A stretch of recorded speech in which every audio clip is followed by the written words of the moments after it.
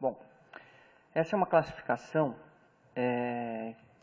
que ela envolve todos os casos de escoliose idiopática, escoliose de início precoce, independentemente da etiologia. E ela tem como principal vantagem a utilização desse modificador, que nos dá uma ideia de quão progressiva é a curva, que no final acaba sendo a informação mais importante quando nós estamos tratando esse tipo de paciente. Independente da etiologia da escoliose de início precoce, nós vamos normalmente ter curvas rígidas e progressivas, com necessidade de cirurgia precoce. Teremos as complicações de fazer cirurgia em crianças, problemas de disrafismo e problema na instrumentação. E, na verdade, a gente acaba tendo 5 opções de tratamento para esses casos. O não cirúrgico, o eliminar o crescimento na região convexa, a instrumentação sem fusão, a fusão posterior e a excisão no ápice da curva, com a hemivertebrectomia ou as osteotomias. Então, o tratamento não operatório é um tratamento multidisciplinar que envolve gestos e órteses. O objetivo principal normalmente é estabilizar a deformidade. Tem pouco poder de correção e o objetivo também é postergar a cirurgia para pelo menos depois dos 4 anos de idade. Temos algumas complicações de pele e de aceitação por parte da família, que normalmente também requer anestesias sucessivas. A gente tem o gesso, que a gente usa para crianças mais jovens, e a gente tem o brace, para crianças um pouco mais velhas, que tem um poder de correção menor. A tração pré- e intraoperatória, ela também é utilizada nos 2 serviços em que eu trabalho, na ACD e no HC, principalmente para as curvas mais graves e rígidas, no sentido de flexibilizar alguma coisa a curva. Normalmente a gente interna a criança e mantém ela em tração até chegar na metade do peso da criança com a tração. A gente aumenta 200, 250 gramas por dia até a metade do peso da criança. O Convex Grow Arrest, então, é uma técnica em que a gente vai utilizar uma artrodese in situ da convexidade e vai utilizar o potencial de crescimento da concavidade.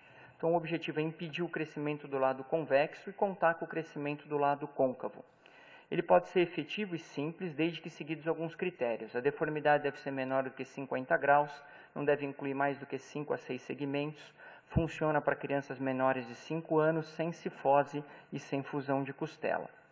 O problema é que pode não corrigir completamente, em alguns casos pode inverter a curva e pode precisar de via anterior. Esse é um caso, por exemplo, operado por nós, uma criança de 6 anos com síndrome de Noonan, uma deformidade progressiva, 39 até 47 graus. A gente fez o Convex Grow Arrest, inicialmente a gente teve uma correção, depois de 2 anos essa criança voltou a piorar e a gente conseguiu então fazer a cirurgia definitiva com a criança já com 10 anos de idade. O problema na fusão precoce, todos nós conhecemos, é a fusão vertebral que acaba levando a uma complicação pulmonar. As crianças operadas até os 4 anos, a literatura mostra uma grande diminuição da capacidade vital forçada. Então, hoje a gente sabe que o número de alvéolos se desenvolve até os 10 anos, então a gente tem que postergar a cirurgia depois dos 8 anos, preferencialmente depois dos 10 anos.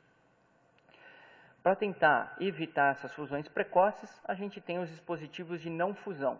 Tem uma classificação, que podem ser dispositivos de distração, dispositivos guia ou dispositivos de compressão. Os dispositivos de distração são os que têm mais tempo de trabalhos publicados. A gente aplica a tração em pontos opostos com hastes expansíveis e ela deve ser aplicada periodicamente. Nós temos vários sistemas, o Growing Rod e o Vepter são os mais famosos.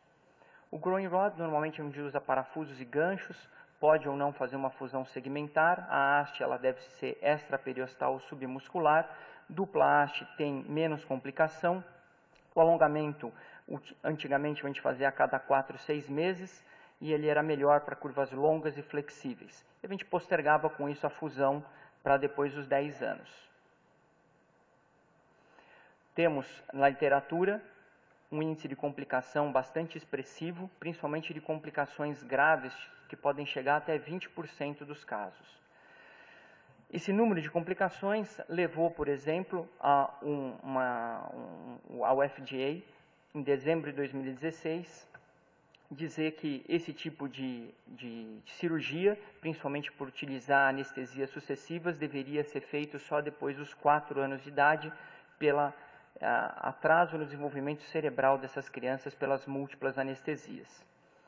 Uma forma de tentar evitar essas múltiplas anestesias é o MAGEC, um dispositivo que a gente ainda não dispõe aqui no Brasil, que seria fazer essas extrações através de um magnetismo.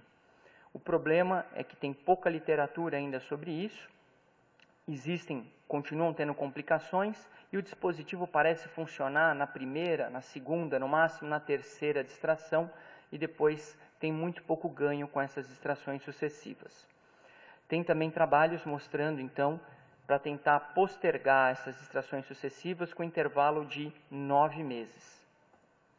Esse é um caso, por exemplo, do HC, uma criança de 7 anos, em que a gente primeiro colocou a primeira haste, quando foi fazer a primeira distração, colocou a segunda haste e postergou a cirurgia por cerca de 3 anos até fazer a artrodese definitiva. Alternativas, a gente tem o Vepter. O Vepter é um sistema desenvolvido para tratar um outro tipo de problema, que é a síndrome de insuficiência torácica, mas que muitas vezes, principalmente na CD, crianças de extremo baixo peso e com problemas bastante graves, a gente acaba lançando mão, mas por não ter outro subterfúgio, não tem pedículo para a gente apoiar, então a gente acaba utilizando esse tipo de dispositivo que tem um apoio nas costelas e eventualmente no ilíaco. A indicação é para crianças abaixo de 6 anos, com tórax assimétrico e fusão de costelas ou ausência de costelas. Também tem um índice de complicação bastante importante, e a gente teve que lidar com várias delas nesses pacientes nossos da CD, e hoje a gente realmente utiliza só nos casos que realmente a gente não tem outra alternativa. O nosso índice de complicação com Vepter é maior do que com Growing Rod. Essa é uma criança também do HC, 12 anos, 6 anos, gema chifópoga, com essa deformidade grave, a gente colocou o Vepter nessa criança. A gente tem alguns casos que já levaram até a cirurgia definitiva. Essa era uma outra criança com mielomeningocele, começou o tratamento com 6 anos, 14 quilos, e a gente usou o Vepter até os 10 anos e até ela chegar em 22 quilos. Quando aí a gente tira o Vepter, faz um período de 1 mês para ter a cicatrização da pele e faz a cirurgia definitiva. Era uma criança com várias malformações pediculares, a gente teve que fazer inclusive amarrilhos para conseguir a fixação definitiva dessa criança. Os dispositivos de Growing Guidance, o Sheila é o maior exemplo, não estão disponíveis ainda no Brasil, e os dispositivos de compressão também tem relatos de casos na literatura, também não disponíveis no Brasil. A literatura é controversa ainda e é uma forma de se tentar evitar a cirurgia antes dos 10 anos, mas você tem que estar preparado para um índice de complicação bastante importante. A fusão posterior, então, como já foi dito, a gente posterga até depois dos 10 anos, e as osteotomias a gente utiliza principalmente em hemivértebras, onde a gente tem 3 tipos de ressecção de hemivértebra: o esvaziamento, a ressecção só dos endplates e quando todas as estruturas da hemivértebra são ressecadas. Esse é um caso em que todas as estruturas foram ressecadas, foi colocado um cage e feita a artrodese um nível acima e um nível abaixo apenas. As osteotomias, a gente usa a classificação de Schwab, que gradua em 6 tipos, e eu vou mostrar alguns casos. A que a gente mais utiliza são as osteotomias de coluna posterior, que pode ser Smith-Peterson ou Ponte, que acaba ganhando cerca de 10 graus por nível que você faz e já tem um grande poder de correção. Para casos mais complicados, a gente faz a subtração pedicular. Esse era um caso, por exemplo, 11 anos, com uma deformidade fixa bem importante, onde a gente, analisando a tomografia e a ressonância, a gente optou por fazer uma subtração pedicular assimétrica de T9. Uma cirurgia bastante demandante, com riscos neurológicos, com grande sangramento, então ela é utilizada apenas em casos realmente críticos. E a VCR, uma cirurgia de maior demanda técnica ainda, onde a gente resseca a vértebra toda, a gente utiliza principalmente nos casos de mielomeningocele. Então esse era um caso onde fez a ressecção de 3 vértebras para fazer a correção de uma mielomeningocele.